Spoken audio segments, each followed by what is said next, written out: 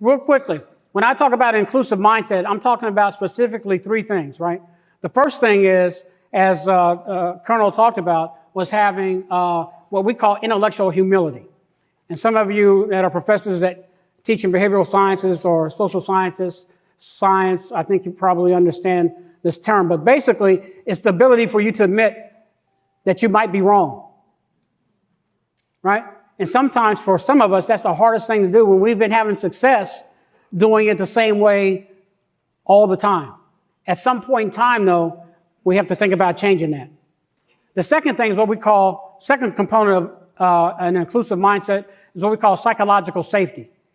And I think some of you are probably familiar with the term, but psychological safety was brought to the forefront by Google and the search and the research they did around team performance. They identified psychological safety as the thing that distinguished good teams from great teams at Google. Before that, that term had been popularized by Professor Amy Edmondson, who did some work around surgical operation teams that showed that teams with the most conflict in our previous line of thinking were the teams that were going to have the lowest productivity. But what she found in her research that wasn't the case at all. As a matter of fact, some of the operating teams that got along the best had the worst productivity and the worst results.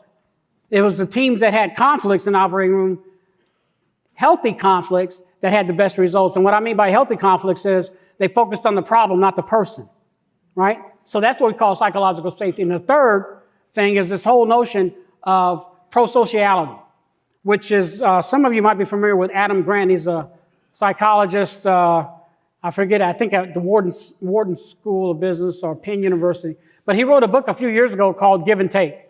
And Give and Take was basically his research in organizations about who succeeds and who doesn't. And what he found out was that folks who were identified as givers, in other words, they shared their time, their information to help others succeed, were the folks who did the best in the organization, versus the takers, who only took but did not give back.